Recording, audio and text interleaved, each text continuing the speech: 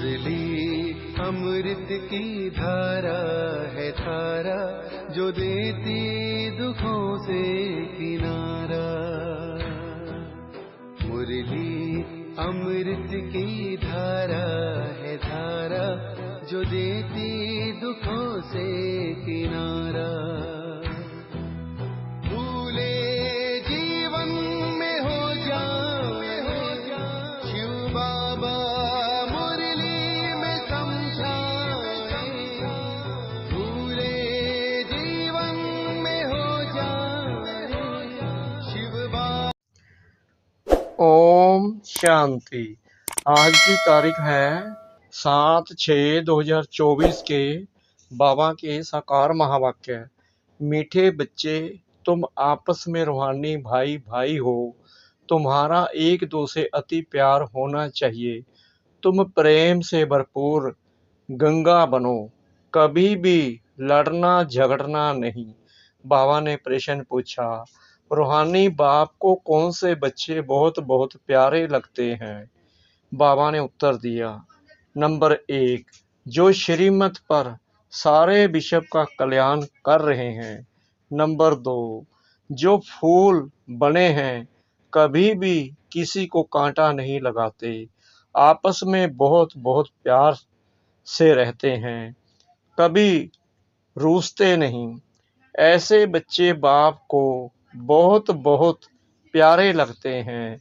जो देह अभिमान में आकर आपस में लड़ते हैं, लून पानी होते हैं, वह बाप की इज्जत गवाते हैं। वह बाप की निंदा कराने वाले निंदक हैं। ओम शांति। जैसे रूहानी बच्चों को अब रूहानी बाप प्यारा लगता है, वैसे रूहानी बाप को रूहानी बच्चे भी प्यारे लगते हैं, क्योंकि श्रीमत पर सारे विश्व का कल्याण कर रहे हैं। कल्याणकारी सब प्यारे लगते हैं। तुम भी आपस में भाई भाई हो, तो तुम भी जरूर एक दो को प्यारे लगेंगे। बाहर वालों से इतना प्यार नहीं रहेगा जितना बाप के बच्चों का आपस में होगा। तुम्हारा भी आपस में बहुत बहुत प्यार होना चाहिए। अगर भाई भाई यहाँ ही लड़ते झगड़ते हैं या प्यार नहीं करते, तो वह भाई नहीं ठहरे। तुम्हारा आपस में लव होना चाहिए। बाप का भी आत्माओं से लव है ना, तो आत्माओं का भी आपस में बहुत लव होना चाहिए। सतयुग में सब आत्माएं एक दो को प्यारी लगती हैं, क्योंकि शरीर का अभिमान टूट जाता है। तुम भाई भाई एक बाप की याद से सारे विश्व का कल्याण करते हो। अपना भी कल्याण करते हो तो भाइयों का भी कल्याण करना चाहिए। इसलिए बाप देह अभिमानी से देही अभिमानी बना रहे हैं। वो लौकिक भाई भाई तो आपस में धन के लिए, हिस्से के लिए लड़ पड़ते हैं। यहाँ लड़ने झगड़ने की बात नहीं, हर एक को डायरेक्ट कनेक्शन रखना पड़ता है। यह है बेहद की बात। योग बल से बाप से वर्षा लेना है, लौकिक बाप से स्थूल वर्षा लेते हैं। यह तो है रूहानी बाप से रूहानी बच्चों को रूहानी वर्षा।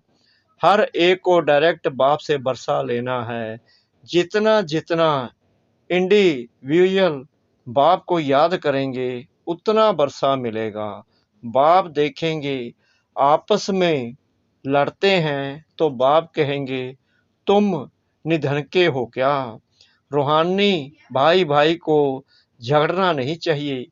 अगर भाई भाई होकर आपस में लड़ते झगड़ते हैं, प्यार नहीं, तो जैसे रावण के बन जाते हैं, वह सब आसुरी संतान ठहरे। फिर देवी संतान और आसुरी संतान में जैसे कि फर्क नहीं रहता, क्योंकि देह अभिमानी बनकर ही लड़ते हैं। आत्मा आत्मा से लड़ती नहीं है। इसलिए बाप कहते हैं, मीठे मीठे बच्चे, आपस में लून पानी नहीं होना। होते हैं तब समझाया जाता है। फिर बाप कहेंगे, यह तो देह अभिमानी बच्चे हैं, रावण के बच्चे हैं, हमारे तो नहीं हैं। क्योंकि आपस में लून पानी होकर रहते हैं। तुम 21 जन्म खीरखंड होकर रहते हो। इस समय देही अभिमानी बन रहना है। अगर आपस में नहीं बनती है तो उस समय के लिए रावण संप्रदाय समझना चाहिए। आपस में लून पानी होने से बाप की इज्जत गवाएंगे। फल ईश्वरीय संतान कहते हैं, परंतु आसुरी गुण है तो जैसे देह अभिमानी है, देही अभिमानी में ईश्वरीय गुण होते हैं। यहाँ तुम ईश्वरीय गुण धारण करेंगे तभी बाप साथ में ले जाएंगे, फिर वही संस्कार साथ में जाएंगे। बाप को मालूम पड़ता है कि बच्चे देह अभिमान में आकर लोन पानी हो रहते हैं, वह ईश्वरीय बच्चे कहला ना सके। कितना अपने को घाटा डालते हैं, माया के वश हो जाते हैं। आपस में लून पानी यानी कि नमक पानी मतभेद हो जाते हैं। यूं तो सारी दुनिया ही लून पानी है, लेकिन अगर ईश्वरीय संतान भी लून पानी हो तो बाकी फर्क क्या रहा। वह तो बाप की निंदा कराते हैं। बाप की निंदा कराने वाले लून पानी होने वाले ठोर ना पा सके। उनको नास्तिक भी कह सकते हैं। आस्तिक होने वाले बच्चे कभी लड़ नहीं सकते। तुम्हें आपस में लड़ना नहीं है, प्रेम से रहना यहाँ ही सीखना है। जो फिर 21 जन्म आपस में प्रेम रहेगा। बाप के बच्चे कहलाकर फिर भाई भाई नहीं बनते तो वह आसुरी संतान ठहरे। बाप बच्चों को समझाने के लिए मुरली चलाते हैं, लेकिन देह अभिमान के कारण उनको यह भी मालूम नहीं पड़ता कि बाबा हमारे लिए कह रहे हैं। माया बड़ी तीखी है, जैसे चूहा काटता है जो मालूम ही नहीं पड़ता है। माया भी बड़ी मीठी मीठी फूंक दे और काट लेती है, पता भी नहीं पड़ता है। आपस में रूसना आदि आसुरी संप्रदाय का काम है। बहुत सेंटर्स में लून पानी होकर रहते हैं। अभी कोई परफेक्ट तो बने नहीं है। माया वार करती रहती है। माया ऐसा माथा मोड़ लेती है जो पता नहीं पड़ता है। अपने दिल से पूछना है कि हमारा आपस में प्रेम है व नहीं। प्रेम के सागर के बच्चे हो तो प्रेम से भरपूर गंगा बनना चाहिए। लड़ना झगड़ना उल्टा सुल्टा बोलना, इससे ना बोलना अच्छा है। Hear no evil. अगर किसी में क्रोध का अंश है तो वह लब नहीं रहता है। इसलिए बाबा कहते हैं रोज अपना पोता मैल निकालो। आसुरी चलन सुधरती नहीं तो फिर नतीजा क्या निकलता है, क्या पद पाएंगे। बाप समझाते हैं कोई सर्विस नहीं करेंगे तो फिर क्या हालत हो जाएगी। पद कम हो जाएगा। साक्षात्कार तो सबको होना ही है। तुमको भी अपनी पढ़ाई का साक्षात्कार होता है। साक्षात्कार होने के बाद ही फिर तुम ट्रांसफर होते हो। ट्रांसफर होकर तुम नई दुनिया में आ जाएंगे। पिछाड़ी में सब साक्षात्कार होगा। कौन कौन किस मार्क्स से पास हुआ है। फिर रोएंगे, पीटेंगे, सजाएं भी खाएंगे, पछताएंगे। बाबा का कहना नहीं माना। बाबा ने तो बार बार समझाया है कोई आसुरी गुण नहीं होना चाहिए। जिनमें देवी गुण हैं उनको ऐसा आप समान बनाना चाहिए। बाप को याद करना तो बहुत सहज है। अलफ और बे। अलफ माना बाप, बे बादशाही। तो बच्चों को नशा रहना चाहिए। अगर आपस में लून पानी होंगे तो फिर ईश्वरीय औलाद कैसे समझेंगे। बाबा समझेंगे यह असुरी औलाद है। माया ने इसे नाक से पकड़ लिया है। उनको पता भी नहीं पड़ता है। सारी अवस्था डावाडोल है। पद कम हो पड़ता है। तुम बच्चों को उन्हें प्रेम से सिखाने की कोशिश करनी चाहिए। प्रेम की दृष्टि रहनी चाहिए। बाप प्रेम का सागर है तो बच्चों को भी खींचते हैं ना। तो तुमको भी प्रेम का सागर बनना है। बाप बच्चों को बहुत प्यार से समझाते हैं। अच्छी मत देते हैं। ईश्वरीय मत मिलने से तुम फूल बन जाते हो। सब गुण तुमको देते हैं। देवताओं में प्यार है ना, तो वह अवस्था तुम्हें यहाँ जमानी है। इस समय तुमको नॉलेज है, फिर देवता बन गए तो नॉलेज नहीं रहेगी। वहाँ देवी प्यार ही रहता है। तो बच्चों को अब देवी गुण भी धारण करने हैं। अभी तुम पूज्य बनने लिए पुरुषार्थ कर रहे हो। अभी संगम पर हो। बाप भी भारत में आते हैं, शिव जयंती मनाते हैं, परंतु वह कौन है, कैसे, कब आते, क्या करते हैं, यह नहीं जानते। तुम बच्चे भी अभी नंबरवार पुरुषार्थ अनुसार जानते हो। जो नहीं जानते मैं किसको समझा भी नहीं सकते। फिर पद कम हो जाता है। स्कूल में पढ़ने वालों में कोई की चलन खराब होती है तो कोई की सदैव अच्छी चलन रहती है। कोई प्रेजेंट रहे, कोई एब्सेंट। यहाँ प्रेजेंट वह हैं जो सदैव बाप को याद करते हैं, सब दर्शन चक्कर फिराते रहते हैं। बाप कहते हैं, उठते बैठते तुम अपने को सब दर्शन चक्करधारी समझो। भूलते हो तो अपसेंट हो जाते हो। जब सदैव प्रेजेंट होंगे तभी ऊंच पद पाएंगे। भूल जाएंगे तो कम पद पाएंगे। बाप जानते हैं अभी टाइम पड़ा है। ऊंच पद पाने वालों की बुद्धि में ये चक्कर फिरता होगा।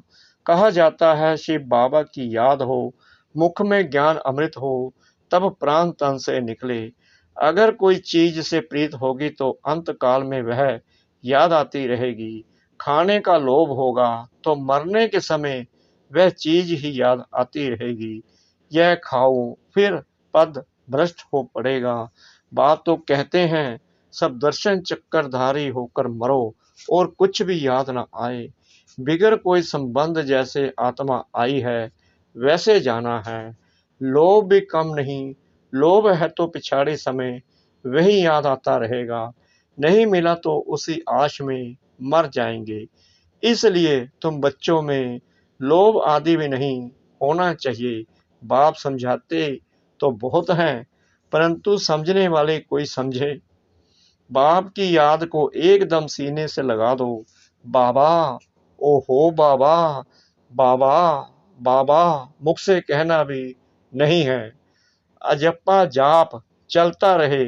बाप की याद में कर्मातीत अवस्था में यह शरीर छूटे तब ऊंच पद पा सकते हो। अच्छा, मीठे मीठे सिकिला दे बच्चों प्रति माता पिता बाप दादा का याद प्यार और गुड मॉर्निंग। रूहानी बाप की रूहानी बच्चों को नमस्ते। हम रूहानी बच्चों की रूहानी बाप दादा को श्रद्धा भरी प्रेम भरी नमस्ते। शुक्रिया बाबा, शुक्रिया बाबा, शुक्रिया बाबा इस मीठी मीठी मीठी मुरली के लिए। धारणा के लिए मुख्य सार नंबर 1, प्रेम से भरपूर गंगा बनना है। सबके प्रति प्रेम की दृष्टि रखनी है। कभी भी मुख से उल्टे बोल नहीं बोलने हैं। नंबर 2, किसी भी चीज में लोभ नहीं रखना है। सब दर्शन चक्करधारी होकर रहना है। अभ्यास करना है कि अंत समय कोई भी चीज याद ना आए। वरदान सतगुरु परम पिता परमात्मा जी का। पुरानी देह व दुनिया की सर्व आकर्षणों से सहज और सदा दूर रहने वाले राज ऋषि भव। राज ऋषि अर्थात एक तरफ सर्व प्राप्ति के अधिकार का नशा और दूसरी तरफ बेहद के वैराग्य का अलौकिक नशा। वर्तमान समय इन दोनों अभ्यास को बढ़ाते चलो। वैराग्य माना किनारा नहीं, लेकिन सर्व प्राप्ति होते भी हद के आकर्षण मन बुद्धि को आकर्षण में नहीं लाए। संकल्प मात्र भी अधीनता ना हो, इसको कहते हैं राज ऋषि अर्थात वेहद के वैरागी। यह प्राणी देह व देह की पुरानी दुनिया, व्यक्त भाव, वैभवों का भाव, इन सब आकर्षणों से सदा और सहज दूर रहने वाले। स्लोगन साइंस के साधनों को यूज करो, लेकिन अपने जीवन का आधार नहीं बनाओ। बाबा कहते हैं साइंस के साधनों को यूज करो, लेकिन अपने जीवन का आधार नहीं बनाओ। मातेश्वरी जी के मधुर महावाक्य। देखो मनुष्य कहते हैं कौरवों और पांडवों की आपस में कुरुक्षेत्र में लड़ाई लगी है, और फिर दिखलाते हैं पांडवों का साथी डायरेक्शन देने वाला श्री कृष्ण था। तो जिस तरफ स्वयं प्रकृति पति है, उसकी तो विजय जरूर होगी। देखो सभी बातें मिला दी हैं। अभी पहले तो इस बात को समझो कि प्रकृति पति तो परम आत्मा है, श्री कृष्ण तो सत्यु का पहला देवता है, पांडवों का सारथी तो परमात्मा था। अब परमात्मा हम बच्चों को कभी हिंसा नहीं सिखला सकता है। न पांडवों ने हिंसक लड़ाई कर साम्राज्य लिया। यह दुनिया कर्म क्षेत्र है, जिसमें मनुष्य जैसा जैसा कर्म कर बीज बोता है, वैसा अच्छा व बुरा फल भोगता है। जिस कर्म क्षेत्र पर पांडव अर्थात भारत माता शक्ति अवतार भी मौजूद है, परमात्मा भारत खंड में ही आते हैं, इसलिए भारत खंड को अविनाशी कहा जाता है। परमात्मा का अवतरण खास भारत खंड में हुआ है, क्योंकि अधर्म की वृद्धि भी भारत खंड से हुई है। वहां ही परमात्मा ने योग बल द्वारा कौरव राज्य खत्म कर पांडवों का राज्य स्थापन किया। तो परमात्मा ने एक आदि सनातन धर्म स्थापन किया, परंतु भारतवासी अपने महान पवित्र धर्म और श्रेष्ठ कर्म को भूल अपने को हिंदू कहलाते हैं। बेचारे अपने धर्म को ना जान औरों के धर्म में जुट गए हैं। तो यह बेहद का ज्ञान बेहद का मालिक खुद ही बताता है। यह तो अपने सब धर्म को भूल हद में फंस गए हैं, जिसको कहा जाता है अति धर्म ग्लानि, क्योंकि ये सब प्रकृति के धर्म हैं। परंतु पहले चाहिए सब धर्म। तो हर एक का सब धर्म है कि मैं आत्मा शांत स्वरूप हूँ। फिर अपनी प्रकृति का धर्म है देवता धर्म।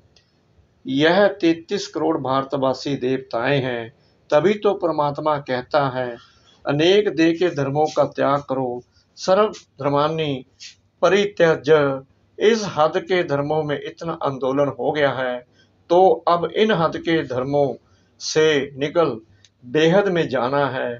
उस बेहद के बाप सर्वशक्तिमान परमात्मा के साथ योग लगाना है। तो सर्वशक्तिमान प्रकृति पति परमात्मा है, ना कि श्री कृष्ण। तो कल पहले भी जिस तरफ साक्षात्कार प्रकृति पति परमात्मा थे, उनकी विजय गाई हुई है। अच्छा, ओम शांति।